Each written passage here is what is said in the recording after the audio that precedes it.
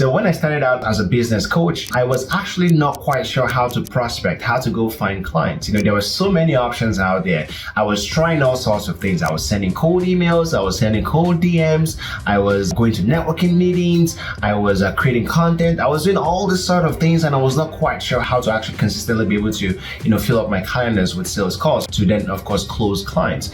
And, it took a lot of try and error for me to actually figure it out. So today I'm going to be sharing with you the tried and tested framework that has helped me fill up my calendars every week consistently for me, my clients, and my team, and how we're able to set up all these meetings using LinkedIn as our primary source. By the way, my name is David. I run a marketing agency where we generate leads for high-ticket coaches, consultants, and agency owners using LinkedIn. And without further ado, let's dive in. So in many of my videos, I've actually shared a step-by-step breakdown of some of the things I'll be telling you. So if I skip through some steps, all you can do is just go back to some of my videos and there'll be a link in the comments for you to go through some of those things if you want more details. But generally, the framework for how we generate results and how we're able to do prospecting properly on LinkedIn is to start with LinkedIn Sales Navigator. So LinkedIn has over 850 million annual users per year. So lots and lots of millions of people using LinkedIn every day, every month, every year. And if your ideal client is a professional or a business owner, then LinkedIn is absolutely where you should be trying to prospect. So you want to use the tool called Sales Navigator to identify the ideal prospect you want to work with.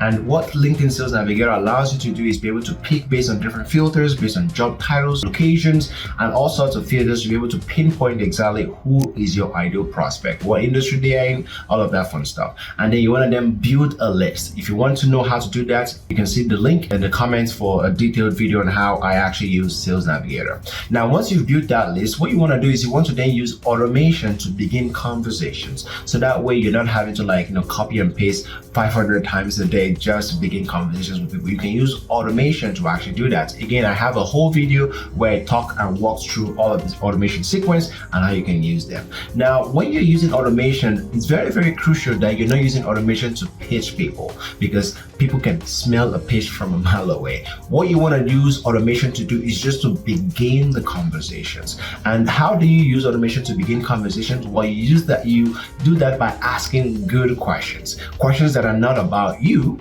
but questions that are about them, for them to tell them stuff about themselves. And why does that work? Well, everybody's obsessed with themselves and everybody loves to talk about themselves. And if you ask good questions, and not shallow questions like how's your day going or how you doing, because that's pretty shallow. You want to ask very specific questions that will invite them to talk about their offer, talk about themselves in some context. So an example of a good question that I always use that has been working for me when I talk to other businesses is I ask, tell me 3 things about your business that I need to know to refer more business to you. And people love to answer that question because number 1, they're telling me about themselves, and number 2, there's a potential opportunity for me to refer business to them. And I'm genuine. If there's an opportunity for me to refer business to them and it makes sense, I will make an introduction. But the good thing is that question always get me responses running with my automation. And then what happens then is I then begin engaging with them organically. So that's very crucial, to ask good questions to begin the conversation. So the next step, once you began the conversations with them and they've responded to that initial message, is you want to ask what I call problem awareness questions. And the reason why you want to ask problem awareness questions is you're trying to determine a couple of things. Number 1, you want to find out who they are. You want to find out what they do. Are they a good fit for your service? What are they currently doing right now? And then you also want to find out what are their challenges right now. You also want to find out, do they need help solving those challenges they have? You want to find out what are they currently doing to solve that challenge, and of course you want to find out if they're ready to get that dream outcome they're looking for. So a couple of things you're trying to find out, and that's why you want to ask problem awareness questions to understand the answers to all of these questions I just mentioned. And here's an example of how I would typically approach asking this question. So for example, with me, my offer is lead generation for coaches, consultant, and agency owners. So once I've done the first part and I've sort of introduced myself, I've created social context, I've sort of built some rapport by asking those open-ended questions, asking them to talk about their business, talk about who they are, and I've looked at their profile to get a sense for who they are. And I'm now in this phase of problem awareness. Here's how I would typically approach it. So I'll say something like this. So John, what kind of clients do you serve? What kind of clients do you work with? And then John will tell me, oh, I work with HR managers, and I provide like training in diversity, equity, and inclusion. So DEI training for HR managers. Oh, that's very interesting, John. That's basically my response. I was something like, that's very interesting, John. Sounds like you do some amazing work. Then I'll ask something like, so how are you currently finding HR managers for this amazing offer you have? How are you finding them? Then, John will say something like, oh, I go to do some DMs every now and then. I create some content. I'll be like, okay, that's very interesting, John. Those are very good methods to try and prospect and find those ideal clients. And I'll ask a follow-up question. Are you happy with the amount of appointments that you're getting on your calendar based on these methods you're currently using right now? And John would tell me something like, you know what, I would be getting some success, but I still have a lot of space in my calendar that I want to fill up.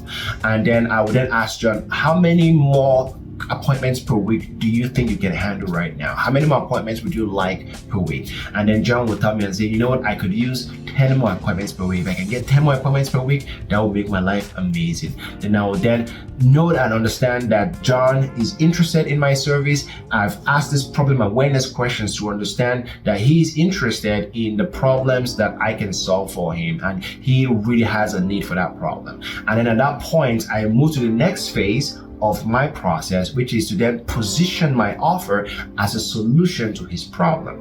And when I position my offer as a solution to his problem, the framework there is actually quite simple. So I say something like this: I help X niche, so I help niche get Y outcome using Z method. Very, very simple. So I would say something like this: John, after hearing everything you've told me, I can actually help you. I help high ticket coaches like you in the diversity space, and I try to be very precise and sort of make sure he knows that I help someone exactly like him. So I will try to define that as much as possible. I help coaches in the diversity space like you fill up their calendars with 10 or more appointments per week.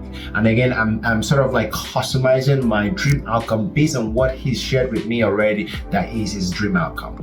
And then the last part of my position statement then is using my ACE method. So to recap that, I say I help coaches in the diversity space like you fill up their calendars with 10 or more appointments per week consistently using my ACE method. Then I'll say something like this, so which is the last part of the framework for prospecting. I'll say something like, hey, you know what, John, I think I can actually help you. I'd love to book a quick one-on-one call with you to show you my ACE system and how that works for you. Are you open to that? And then John will then say something like, you know what, I'm actually interested in that. If I want to be a little bit more aggressive, I will say something like, let's set up an appointment, and I say I'm available Monday at 2 p.m. or Friday at 1 p.m. I will give him 2 time options right away. And if I'm not that aggressive, I can just ask for his permission to then provide those time options for him to book a meeting. Now, one thing I would recommend is when you're providing a time option, when you're trying to set up the call, don't just send a calendar link. That's the easiest and obvious thing to do. But if you actually just send a calendar link, that puts the responsibility on them to move forward, and you always want to have control over the next step. So that's why I always recommend give them 2 time options: Monday at 2 p.m. or Tuesday at 4 p.m. Eastern time. And when you give them those options, then it puts the control in your hands, and that way you're able to get them to commit to a time right away, as opposed to just hoping that they will click on the link to book a call. Then the last part also is you want to ask for their contact information. So what time, so you want to say something like, so what's the best email address so I can send you the calendar invite? What's the best phone number to reach you so we can send reminder text ahead of our meetings?